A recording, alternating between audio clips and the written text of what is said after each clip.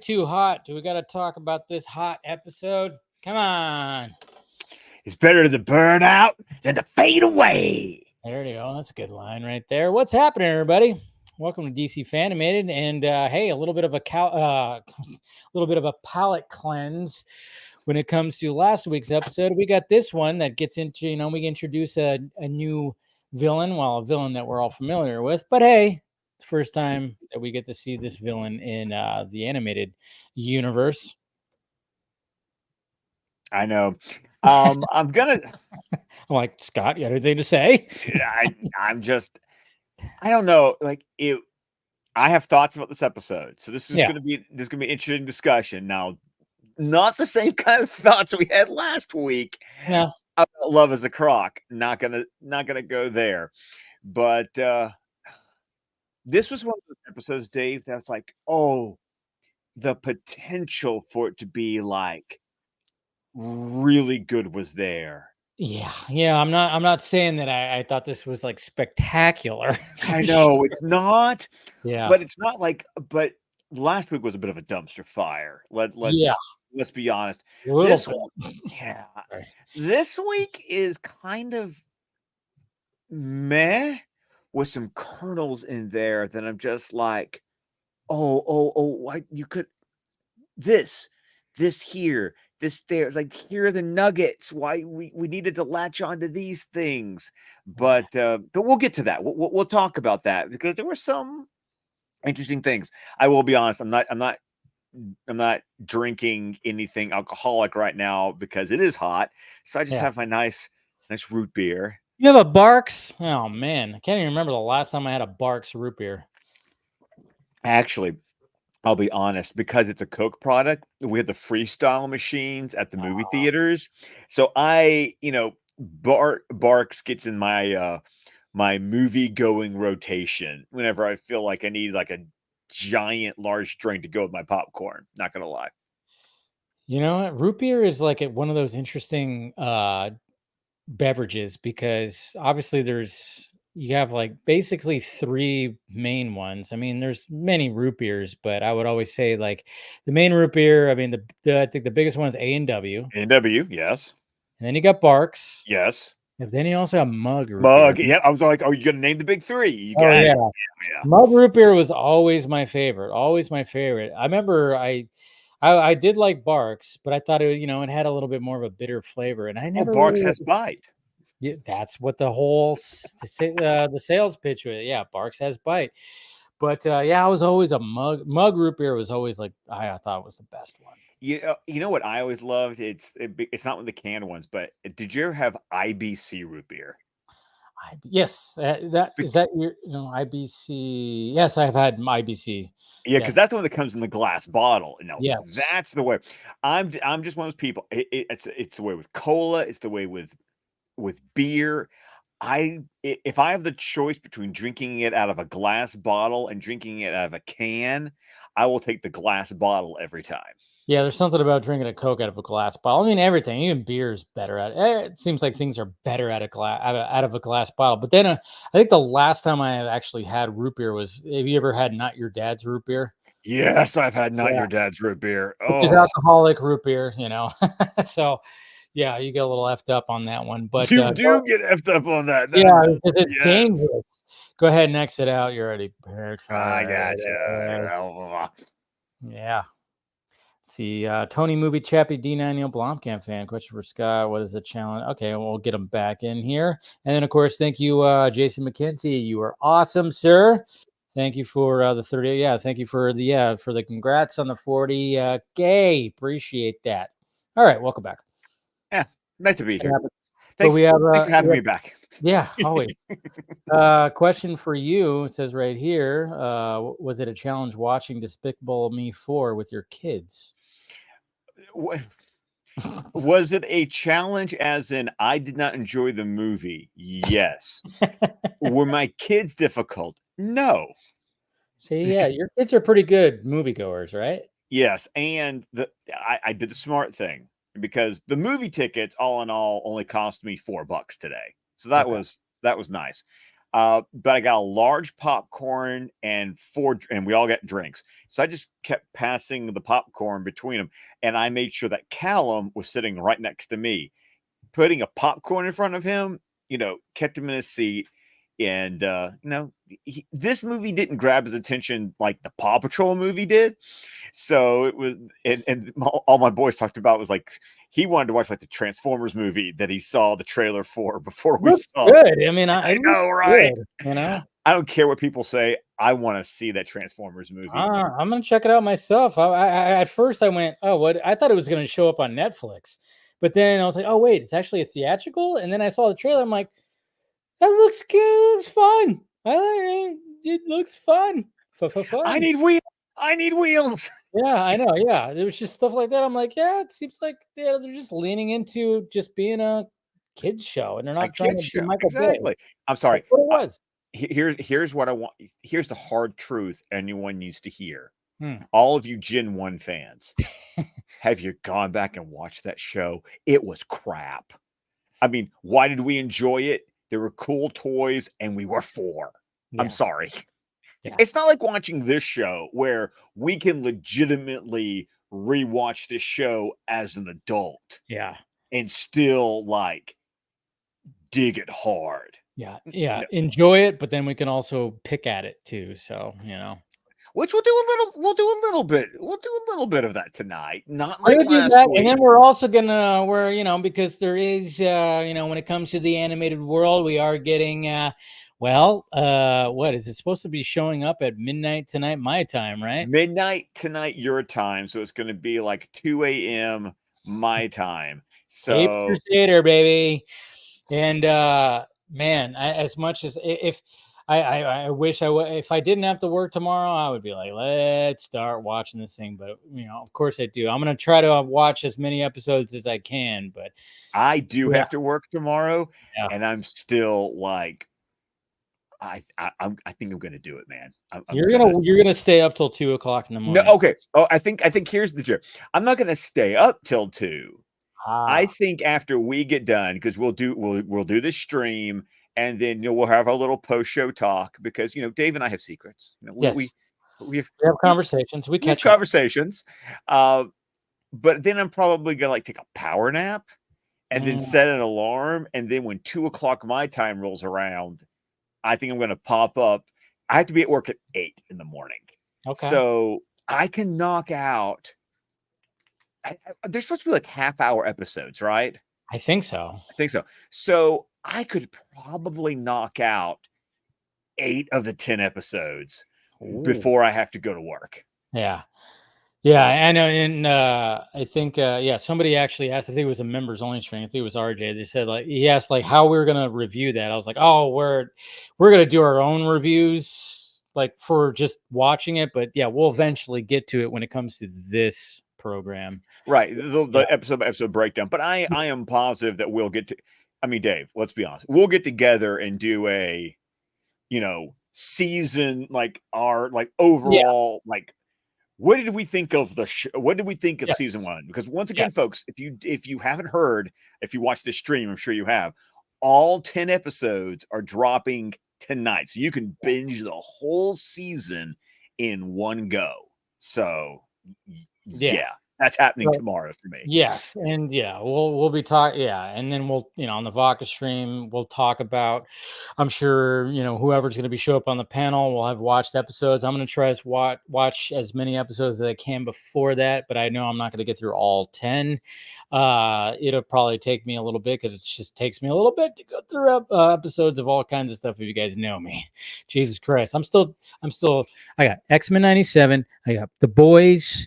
And that's pretty much it that I'm trying. Yeah, I finished I finally watched the finale for The Boys yesterday. I got 2 episodes left of that, and I'm enjoying it, but it's just trying to find time is always a struggle. But we have time right now, and we're talking about Torch Song, which is a very interesting title for. And here's the thing. I remember this is okay.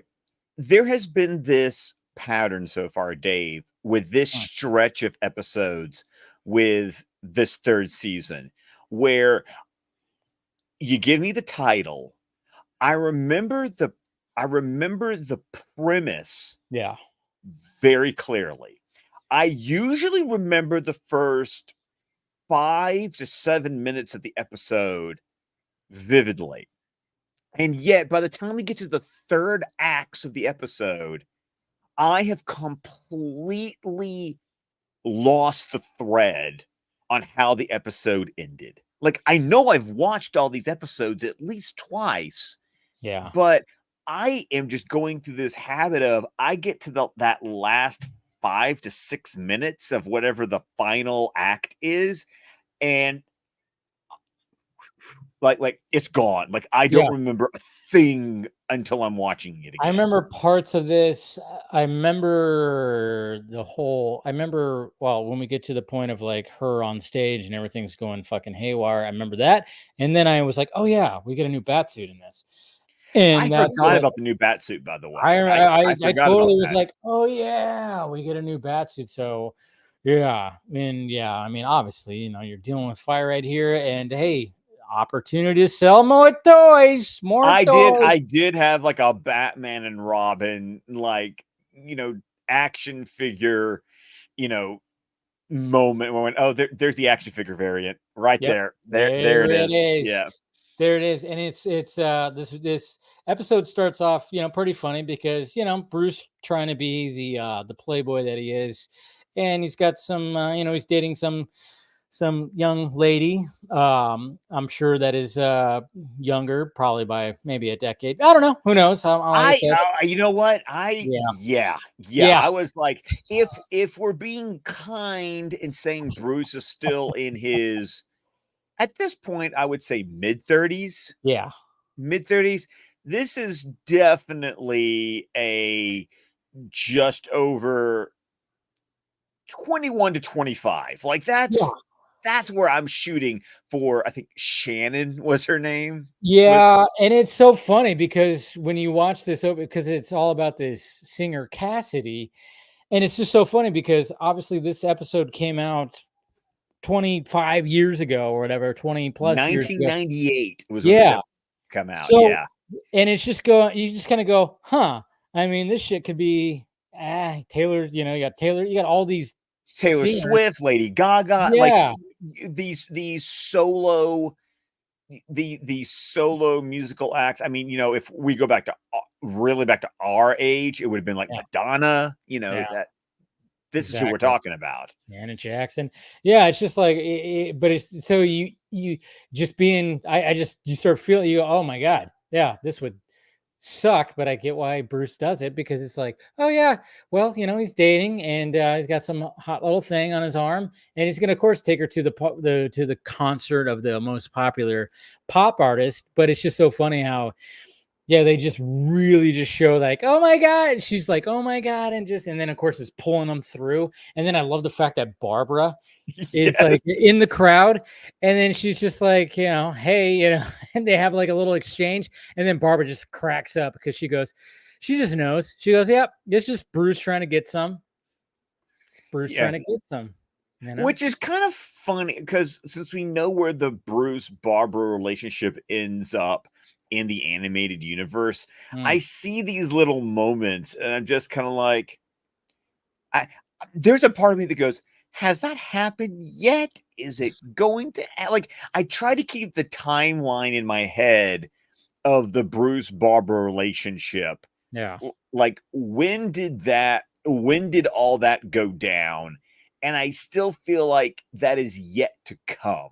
yeah. Did you get that feeling? No, I mean, I get what you're saying, but I've never liked it. I just never have liked that. I'm not a fan of it. I mean, that's like when Killing Joke came out and they really leaned hard into it. I was like, no, I can't. I just can't because it just feels so wrong. But maybe that's why they like it so much. I don't know. I don't know. I But don't I know. do because then after Shannon pulls Bruce through the crowd, that's Yeah. when we cut to backstage and we meet Cassidy and we also meet Garfield, who is, dude, can you come on more creepy, more overbearing and strong, and just almost Neanderthal, like just the way he's drawn. He looks Yeah. so Neanderthalish. I'm going to be honest. I clearly, the way they draw Garfield and the way they draw Cassidy, I don't see these two ever getting together for any reason. Like it. These don't seem like two people who at any time would have a relationship. Well, maybe it was like one of those things where it's obviously he handles the pyrotechnics and all the fancy stuff when it comes to her performances. So maybe she, being who she is, it's like one of those where, hey, you know, I'm limited on, you know, dating or whatever. So she's just gonna, hey, well, this guy right here, he keeps me safe when it comes to a lot of things. So she was probably drawn for that. But that at the same time, it's like, yeah, you're risking dating somebody you work with.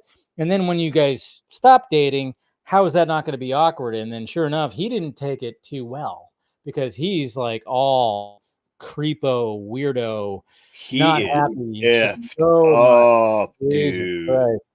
And it gets pretty intense, and then just even right out the bat. And then I love it too, they always have the manager type guy who's always overweight. He's got the fucking mustache goatee looking like Tony Stark, who's had way too many fucking cheeseburgers, and he's got a hairdo that looks like he has a comb. Like yeah, you could tell he's probably combed over one side over the other. Now I saw the name because the voice was somebody that I'm like, is this who I think it is?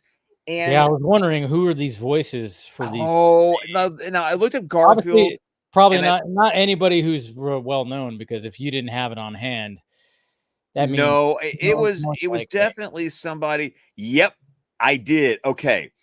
Look, the manager was exactly who I thought it was. Okay. Look up the name David Paymer, and you'll know it. He's one of that guys.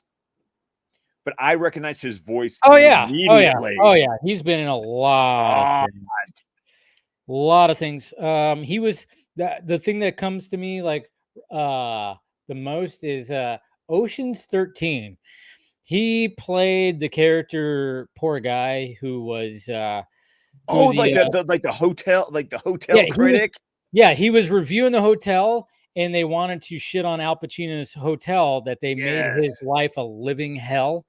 So that was the first thing that I just like. But he's been in so things. Much. Like you look at his filmography, and it's just like, you know, he was in City Slickers, and he was in. Oh my god, I'm just bringing up. I'm trying to find like some highlights for me. But yeah, he was in Red Belt. Great movie, by the way, if you've never seen that. I think I've seen it. He was in Payback. It's good. Amistad. Amistad's good. The American President. I think I remember him a lot from The American President. He was probably part of the cabinet of. Yeah, he was in Get Shorty. Yeah, he's been in a lot of things. He is just one of those character actors who he always gets work. Yeah. You know, it was kind of funny. Who did I ask? I think I asked Harry Lennox about that. I know we both have interviewed him, and I remember one of the things I asked him, like, being a character actor, you know, how is that? Like, I mean, obviously you always want to like be successful, and see your name on the marquee, bright colors, but at the same time, that could be short lived. But being a character actor, it just seems like you could just get work constantly, and it's just like, yeah, you're not getting the crazy, you know, contracts, and you're not, you know, obviously people just kind of look at you, go, I know you, as opposed to, oh, it's blah blah blah. And I remember he had like a really good, like, I think he just like the way he answered was, it didn't matter because he loved what he did so much. And he goes, being a character actor is just like the fact that I've had the longevity. I don't need. He said he felt like he didn't need to be like, he didn't need to be. Yeah, that was always the dream at first. But then when you settle into it, it's just like, yeah, but you're always just that guy where people see you and go, I know you. And it's almost kind of nice because he could actually walk in public and not be hounded. People just kind of go, I know you. I know that guy. Yeah. And to be honest, if if I was like to go into that, I would not want to be the guy where I have to be like wear sunglasses and a hat and make sure I'm not, because I'm going to get hounded, paparazzi and stuff. But you have consistent work and you're always just that guy. And you're like, yeah, Harry Lennox, you were the asshole in Matrix Reloaded and Revolutions and oh yeah, Blacklist. And it's just, there's just, I don't know. It was just, that was why I remember that was one of the questions I Well, I asked. remember his answer was also that famous story that Laurence Olivier asked Richard Burton. It was like, do you want to be an actor or a movie star? There it is. Yes. And that's the thing. It's like, and he just expressed how much he just loves the work so much. So there's nothing, he doesn't need the glitz and glamour. It's nice to be recognized, sure, for your work, but at the same time, character actors like Mr. Paymer, right? Yeah. Paymer, Well, it's like I hear his voice, and it's just like I see your I know who you are. Like I don't know your name. Yeah, but dude, I remember I remember your roles. Like I remember all these movies that you did or all these shows that I've watched you in. So when he shows up as the voice of the manager, I'm like, oh, it's that guy. Like, I don't know your name, but I know your face. Like I hear your voice, I know your face, and I know stuff you've been in. And it's just like, but like I said, Garfield and Cassidy, voices didn't ring any bells for me. Names didn't ring any bells for me. What really mattered to me was that it was like the manager. I know who the manager is. I know this guy. So we have one that we know, but the other two, not so much. All right. Nah, not so much.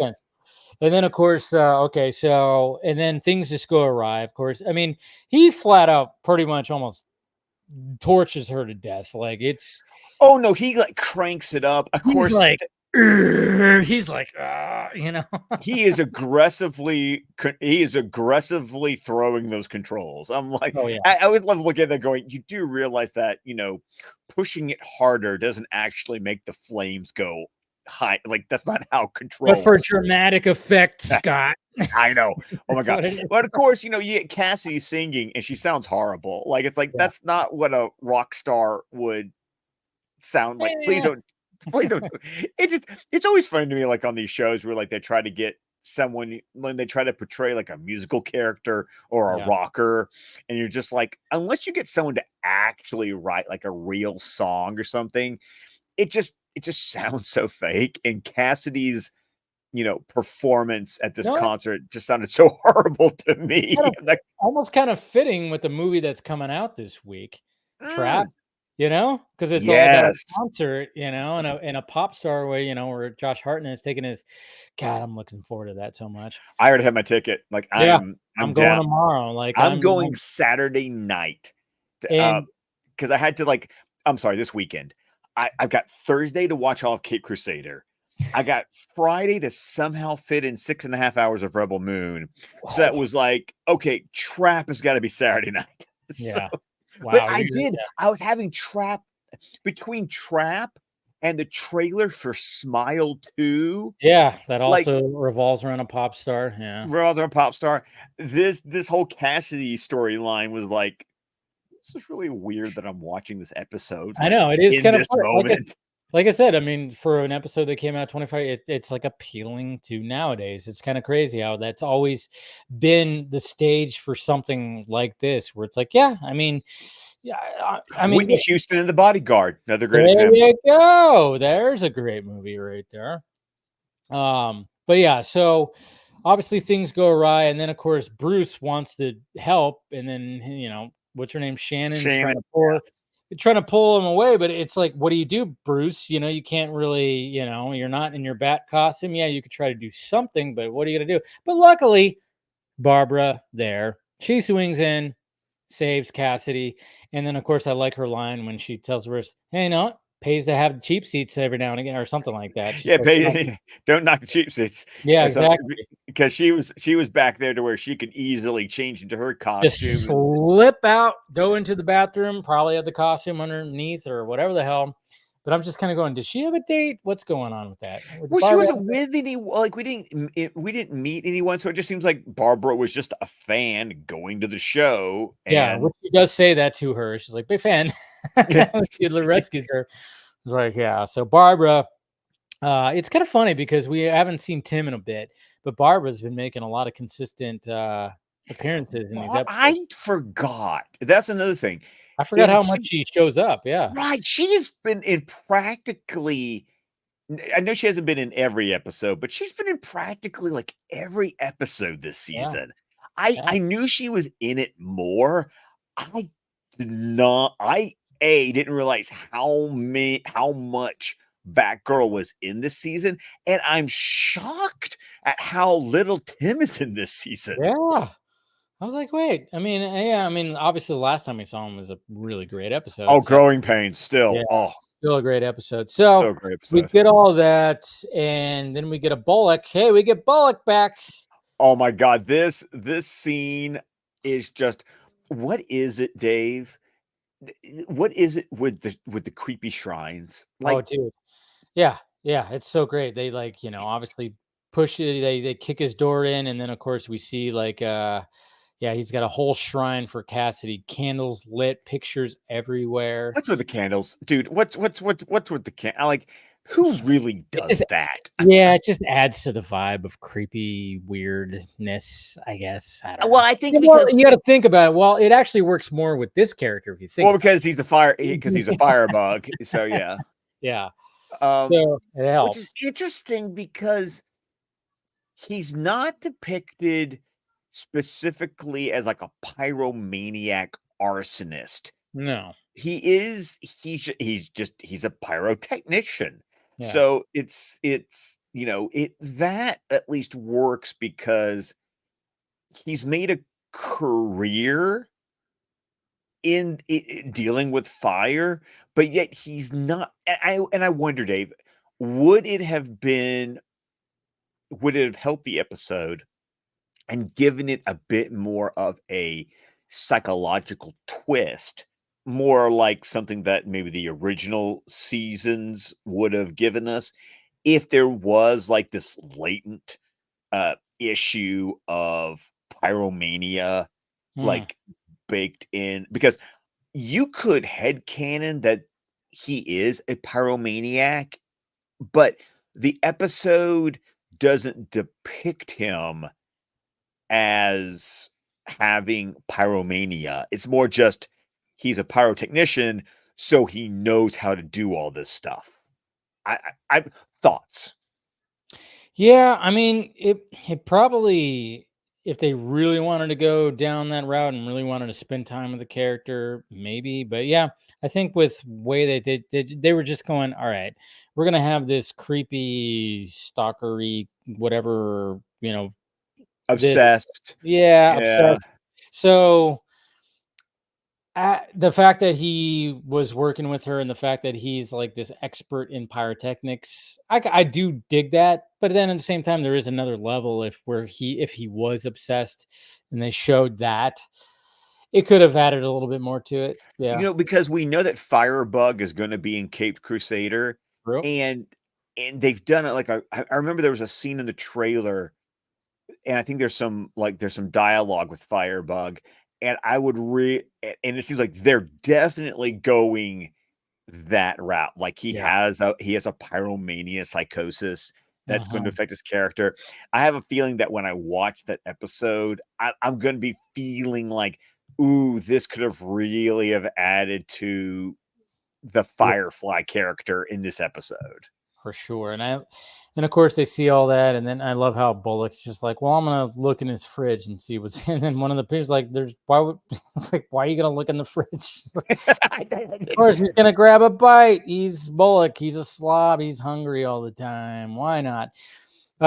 So then of course we go back to Cassidy and her manager, and she's gonna be doing an event at this Rock City Club thing because she Oh my invested. god, Hard Rock Cafe. That's all I That's pretty thought. much what it is, because when you actually go to the scene, I mean, they literally show you something that looks like one of Elvis's jumpsuits.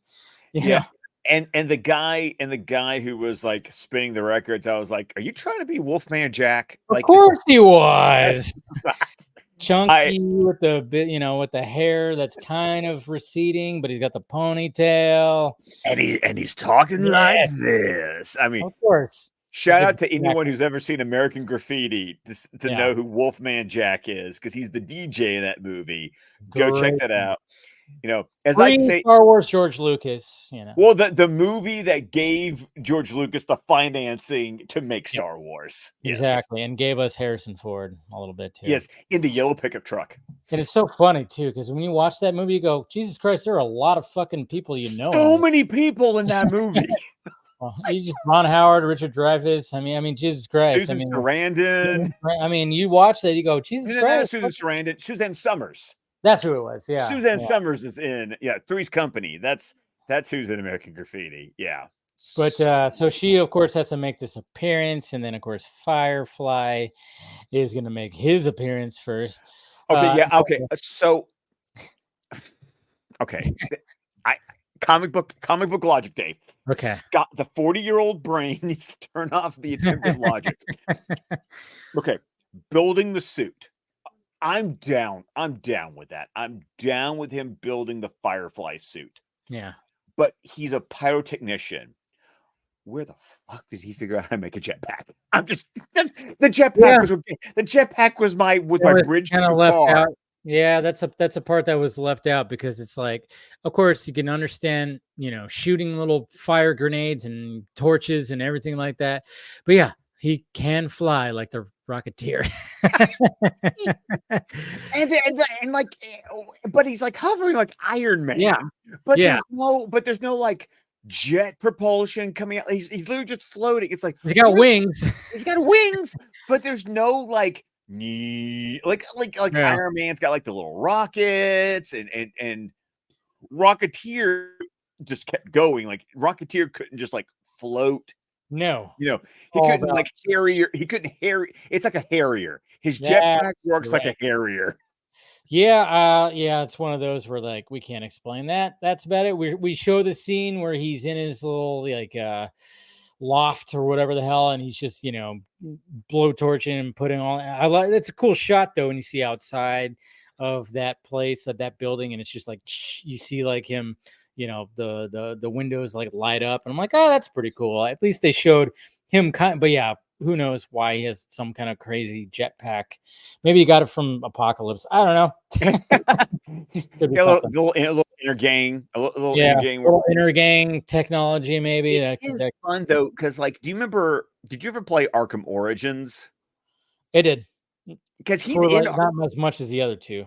Right. Well, I know Origins is kind of like the redheaded stepchild, but it's a good game. Like, especially if you played it after all the patches were like, I waited until all of the updates and patches had come through, so I did not have nearly the buggy experience that like day one people had, because I bought it day one. I just didn't play it day one. And Firefly was in that game, and then he ended up being like a side mission in Arkham Knight, I think. So it's just like, and his jetpack was even weirder in those games. But yeah, that's all I keep on remembering, because it was this cartoon, like we said before. This cartoon introduced me to Firefly. Yeah. And so it prepared me for him showing up in the Arkhamverse in those video games. But yeah, so he shows up at Rock City, and all I could think about the whole time was it's the Hard Rock Cafe. Yeah. You know, because of course they're shooting up the place with like fire grenades or whatever the hell it was. Well, no, because he's not shooting fire. Like, it is like, like he is launching like projectiles. So there are, you're right, they're fire grenades. Yeah, they're kind of like fire grenades. Yeah, and then I just love it too, where it's like, all right, so obviously Batman's gonna show up, and then they just kind of like, Batman and Batgirl just show up on like a rooftop that's conveniently across the street from it. And then Batgirl's just going like, yeah, you know, it's kind of just like a relaxing night. And then she names off some of the things they've done, and then all of a sudden, like 2 muggers, 3 robberies. Yeah. And then all of a sudden, like fire starts going, and like they just happen to be across the street. I was like, well, that's convenient, but hey, whatever. That's Batman fun. intervenes. Yeah. I mean, I literally just put Batman and Batgirl just happen to show up. I'm like, yeah, I didn't put even intervenes, because it's not really like an intervene. They eventually intervene, but they're just there, you know. It's just like, okay, fine, that's fine. And then of course everything's going down, and then And then of course Batman, obviously fire, cool sequences and everything. And Batman ends up throwing a batarang at his gun thing that he has that he was shooting all the fire at, or whatever, and then slices it in two. And then he's just like, okay, can't do that anymore, and he decides to fly off, through the skylight. And Batman just like, you're not so fast, gonna grapple hook your leg right here, ankle, your foot, and then launch out with you. But of course, that didn't go all that well. But No, there's so much fire. I mean, I know it's fire. It's a Firefly episode, but yes, there's just so much fire. I And know, like, how insulated or protected are those suits? yeah, Barbara ends up with a giant burning wreckage on top of her. Well, that's later. The wreckage on her comes later. yeah. Because I'm trying. See, this is where the episode starts to get fuzzy in my head because I watched it this Yeah. afternoon. Well, I Because mean, he just gets away, and you know, yeah, Batman just, and then of course, like you got the next night, and this is the part that I was like, okay, so he gets away, Batman, obviously we're like being grappling him, he knocks off that, and then it's just kind of like, all right, next scene, you got Cassidy, where you got the manager going like, hey, I got a guy down here, a guy over here, a guy over here. And I'm just like, my first thought is like, okay, if you have a psycho that is after you, don't sleep in some crazy penthouse that has a bunch of fucking windows. windows everywhere. You're on top of a building. You are very easy to get to, because guess who shows up with all the security? Batman. So it's like, hey, I mean, I get it. It's Batman. But at the same time, kind of shows you that, hey, your security, somebody's going to break through. And why are you going to do this? And I love how like Cassidy starts like flirting with him, because she just wants to be protected, and Batman's not having it. He's like, nope. He's like, yeah, don't do that whole thing where you're gonna rub my chest and stuff like that and start talking me up like you need this big protector. He's like, I'm not. Well, it's also, I think it does make Cassidy is clearly the victim of a psycho in Yes. this episode. But you can also, if we want to tiptoe into the morally gray episode, the morally gray area of this world, you can tell that she has a little manipulative streak Oh, of to course. her. Like, Yeah. she has used her sexuality to get what she wants from men. And do not hear me wrong. I am in no way justifying Garfield's crazy in this episode. Yeah, I get it. But you can also see how she's unfortunately put herself into situations that she shouldn't have gotten herself into. And that's expressed too, because when Batman disappears, I forgot what she says, but she kind of like makes a comment of like, whatever, like, it's just like, yeah, you're the way that you always go about yourself and getting what you want didn't quite work out right here. And then of course I love the next scene where Barbara is like doing like kind of some research on Garfield, and she's working with her. She's at the police station, and then She's like she's an intern at the police station, But I basically. like how Bruce is like, so what are you doing tonight? And then she goes, same thing we do every night, Pinky. And I'm like, I remember that line too. I remember that line too from this episode. I'm like, oh yeah, I remember her saying this. Because I mean, I would There's a Pinky in the Brain reference. yeah, Once total again, folks, Animaniacs. yeah, Oh, so good. Especially the Pinky in the Brain's great segments. Yes. Love Pinky in the Brain, where people loved it so much that they got their own series eventually. They did get their own series. That Fucking is love true. it. What are we going to do tonight, Brain? The same thing we do every night. Pinky. Narf. Zoink. Oh man. Hey, sorry. I had a clap. The Giants won, and the pitcher pitched a fucking full game, which you don't see nowadays. Good job, Webb. All right, Giants fans. There's your baseball tangent for the evening. Pretty much a baseball tangent, because you never see the starting pitcher pitch a full game, and he pitched a full game. Fucking A, and I love that shit. Anyways, so yeah, we have her looking at that, and then of course Bruce doesn't get it. He's like, what? She's like, never mind. Never mind. And then of course they show up at the lair, which is that spot on that loft or whatever the hell that's on top of that building. It's like a workshop, Yeah, factory workshop. kind of thing, because there were invoices that they found his apartment, that materials were being shipped to that address. So that's how, and because Barbara was filing all that stuff for her dad. But Barbara, I know. if you ever want to turn on a light, make sure it's just a regular light switch and not one of those that go like the whole like the circuit breaker ones. Yeah. That just is like, and Batman's just like, no, don't, because he knew. Well, because he tracks the wire. Oh, like yeah, he sees the giant wire going down to the huge ass switch. I mean, oh man, and then of course everything starts blowing up, and it's intense. And then of course this is where Barbara gets trapped under that, or she gets all that falling debris, and it's just like, oh boy. Now, before that happened, though, there's an important clue that Batman spots before she flips that switch, because he finds a matchbook for the Mephisto Paint Company. Yes. And that's going to play... Not the villain that was going to show up in WandaVision. God. Do you remember? Mephisto was going to show up everywhere, apparently. Yeah. I feel sorry for heavy spoilers. What's his name? Because he was like, I'm calling it, and he was pushing for it, and then that didn't happen. But so he found that clue, and then of course when they're trying to get out, he tries to blow the door up, but then it just makes it worse, and then she gets debris falling on her and stuff like that, and then of course he gets her out of there. But it's like, what happened to Barbara? And then I love how Alfred is bandaging her up, and then she's just like so pissed off that she's like, oh, I'm ready to go. And then when she gets on her feet, she just immediately falls down, because like, you fucked up. You're fucked up right now. Yeah, there was at least like, I think like her left ankle is like, nope, that's sprained or broken or something. Yeah, she just lands on it and goes, like that. It's like, yep, it's not time for that. But then of course Batman is gonna go and find him and go to that whatever that place is, that Mephisto place Paint company. Yeah.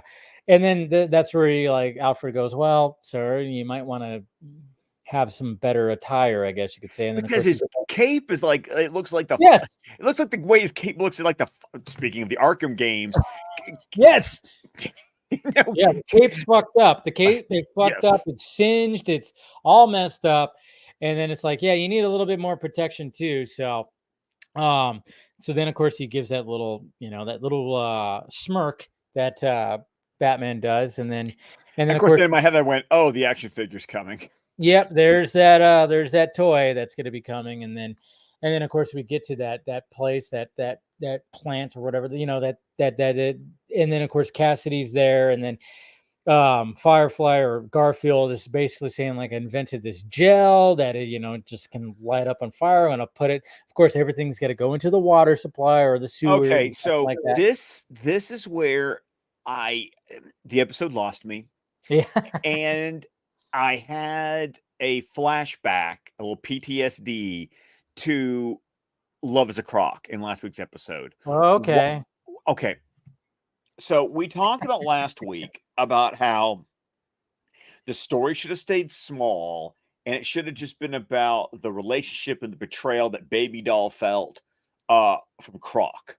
Yeah. So if all of Firefly's motivation is this strange obsessive codependency on Cassidy, why does stalking and kidnapping Cassidy suddenly have to turn into a city level, I'm gonna literally light the whole town on fire? There it is. Yeah, no, you nailed it, because it just seems like they always need that. They always need something where Gotham is like about to like blow up.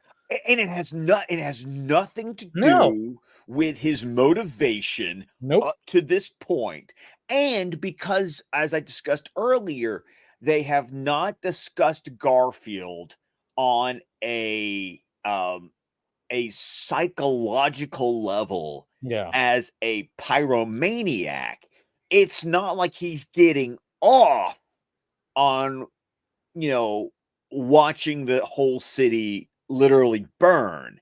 Yeah. It seems like burning the city, the entire city to the ground with this special gel, this MacGuffin that suddenly shows up in the last 10 minutes of the episode, is just the distraction for him and Cassidy to get away. I'm sorry, I don't think you need to light the entire city on fire. No. So you can run away with your girl toy. You don't need to perform like a mass genocide. So that's where I had it was dumb, and it was over the top, and it was like, we don't need another city level threat. Last week you were going to nuke the whole city. This week you're literally going to set the whole city on literal fire. No, guys, just keep it simple. Keep it simple. You already have Batman to the rescue, and he's going to be wearing this new awesome suit. So here we go. It was funny though. Declan was watching the episode with me, and he went, "Where's the cape? He doesn't have a cape." Yeah, don't need it when there's fire. That's just going to be worse. No capes, darling. No capes, darling. No. You and I will disappear. You and I will disappear. Like, yeah, but you'll be wanted for. You can't. Murder. Of course I can. Now it's your turn to sit back and enjoy the show. Oh, is that what it is? And here comes your reveal. There he is. I burned you once. It's a cool suit, though. It is a cool suit. I felt like it's a cool prototype to the Batman Beyond suit. Yeah, it looks a little Batman Beyond. Looks a little Superman in that multiverse episode. A little bit. Oh yeah. The Brave New Metropolis episode. Got a little bit of that. He's got a little gun himself. What? Well, Batman's shooting. But once again, it looks like Mr. Freeze's freeze gun. Yeah. But it doesn't shoot the beam. But look at it. It is literally drawn like the freeze ray gun. Yeah, it totally is. Give it up, Lens. Ouch. And we do know later he we got the fire saber. Fire saber, yeah. It's clearly an armored suit as well for him to take this kind of punishment. Yeah. How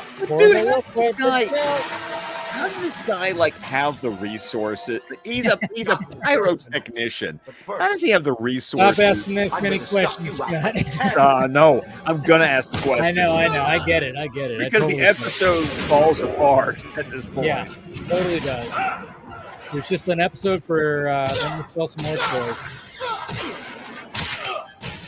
Because actually, they did. DC Collectibles made a variant of the suit. Oh yeah. Damsel in distress. The gel! No! It's too soon! It's too soon! Too soon? Too soon? I'm too soon! Of course, she's wearing basically nothing. Nothing. It's like you got the tube top, the mini skirt, and go-go boots. And the boots.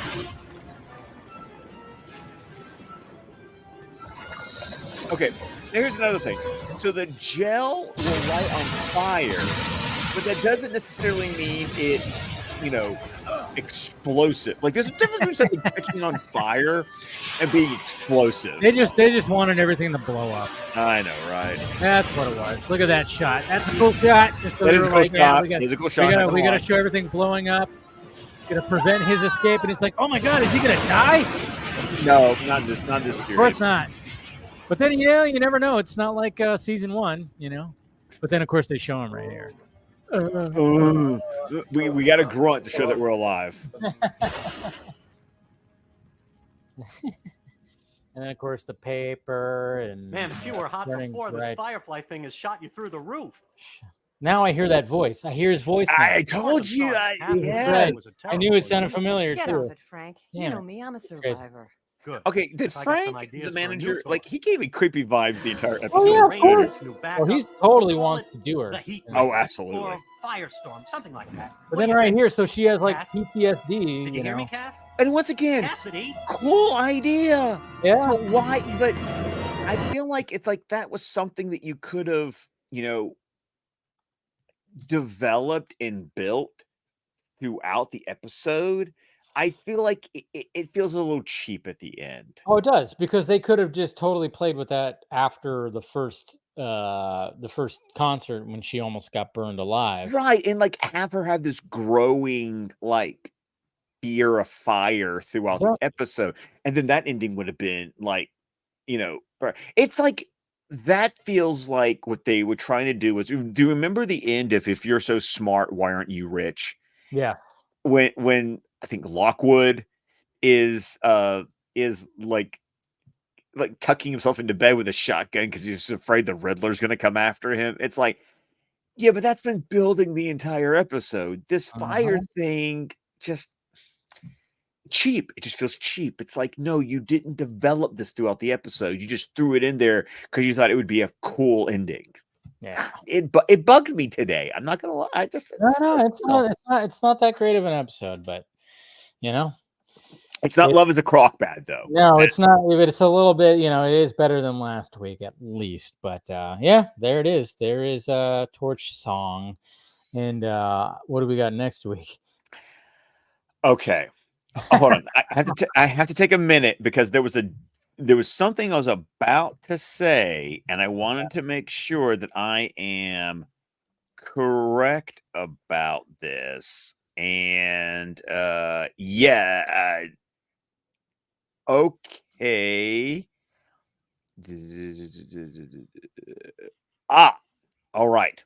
So we get a new villain next week. It's another Batman episode. I told you we were going through a long Batman stretch because we're in between season 2 and season 3 of Superman the Animated Series. So we get a new villain. This is weird. Did not make their first appearance in the show, but technically first appeared in the comic book tie-in for the show, and then was introduced into our episode next week. And that episode is The Ultimate Thrill. It's not ringing any fucking Ultimate Thrill.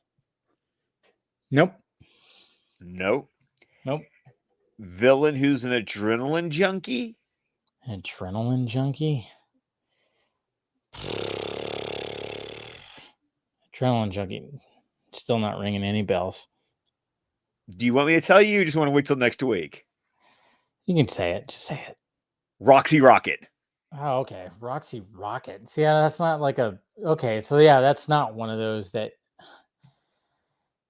Okay, now it's... I don't know. We'll see. We'll see next week, hopefully. See, okay. Here's the thing I remember about Roxy Rocket. And this is actually an episode where I don't remember the beginning, but I do remember the end really well. And next week is going to be one horny as fuck episode. Okay, it sounds like it would be. With a name like Roxy Rocket, sounds like it would be a pretty horny episode. I'm just saying, like, I remember she shows up twice because she shows up in this episode and then she shows up at least one more time, but in a Superman episode. Okay. So, but this was her. I'll probably bring this up again next week, but yeah, she was first introduced in the Batman Adventures annual #1 in 1994, and then makes her appearance in this episode that aired in 1998. Okay. Well, that would be an interesting one to revisit because I'm just like drawing a lot of blanks on that. I would say it's been a while now, Dave, since you've been this clueless when I've mentioned an episode. Pretty freaking clueless, but hey, you know what? I love that. So watch that, and we'll be back here for that. But right now, let's kind of go over some of these Batman Cape Crusader title cards. Hey, let's not bury the lead, man. Yeah, we're getting title cards again. Title cards are back, and these are beautiful. They're not just like still shots. Oh of no, they're cards. motion They're title motion cards. title cards. So yeah, basically just showing the ones for each episode. And the first one is Treacherous Waters, and I think we can all guess who is going to be the villain in this. I love that. I love how the top hat is like the steam stack on top of the ocean liner. So this is episode 1. It says it even says it right there across the top. Yep. And then I haven't seen this one. This is called Villain. So I'm kind of like and be a villain. Look at the eyes. Oh, and be a villain. Duh. Yeah. And be a villain. So who do you think is this one? Is it Clayface? Could be and be a villain. No, because that's a line. That's a line from Shakespeare. Yeah, yeah. That's a Shakespeare quote. So yeah, it's probably definitely Clayface. Okay, and then went too far back. Let's see, and then of course the third one. Yeah, we can all know who this is. Obviously, it says "Kiss of the Catwoman." The Catwoman. Oh, it's such a cool shot. Yeah, it's a really cool shot, and Christina Ricci being the voice. Love that. And then we got this one, of course, we know what this one is. Oh yeah, the Night of the Hunters, and we got the goggles with the fire, which will most likely be better than this episode we just discussed. There's even eyes. There's even eyes in the flames right there. I just noticed that. There's like eyes in there. That's cool. I love that. And then we got the stress of her regard. This is a Harley Quinn episode. Yes. And look at him. You can see the Harley. You can see the jester hat there. Yep. And he's just lying there too, man. That's interesting. Love that. And then we got this. Got to be Gentleman Ghost. Yeah. Night Ride. That's cool with the freaking stallion that just yeah, breathing that air, blowing steam out in the fire. Yeah. And then we got moving, and then this is moving target onomatopoeia. Onomatopoeia. There it is. That's so cool right there. Look at that. That's so freaking cool. This might be one of my favorite. That's my favorite one right here. I haven't seen all of these. You're showing me ones I haven't seen yet. So yeah. So that's cool. And then of course we got Nocturna. No, just Nocturne. Nocturne. Yeah. Just Nocturne. Who is that? That's I'm not even sure. That's wait. God damn it! I'm totally blanking on that. I don't know for certain. Yeah. So that's curious. Yeah. And then we got this one. This one's pretty cool right here too. The Killer Inside Me. Oh. It's green. It's got a freaking flask. I don't know. Huh. There's gonna be some like paranormal type shit, supernatural. Oh, we got Gentleman Ghost. So I mean, we're gonna be having that. And then we got Savage Night. Oh, that looks Two-Face. Oh no! Oh, the Killer Inside probably is Two-Face. That's probably the acid. Oh yeah, it's the acid. That's the acid. Hey, didn't even think about that. Interesting. And then we got Savage Night, which looks Two-Face as well.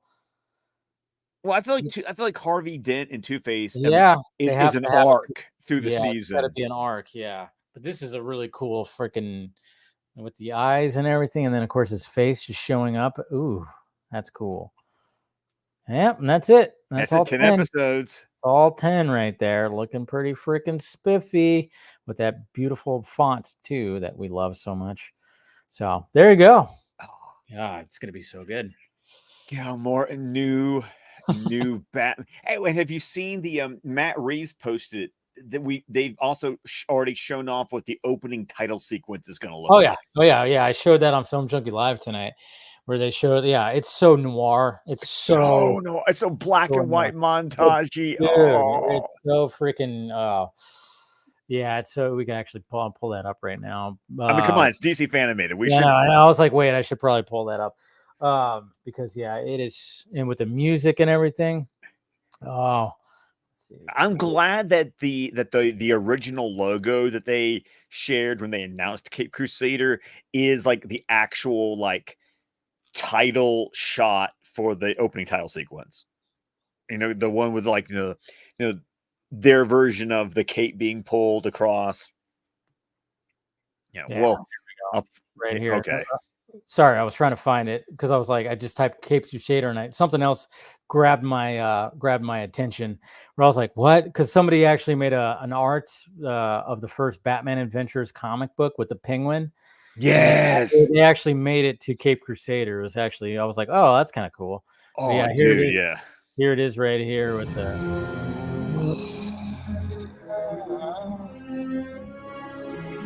music's beautiful. Everything's just so, look at that. Oh, I love this music so Look at much. that.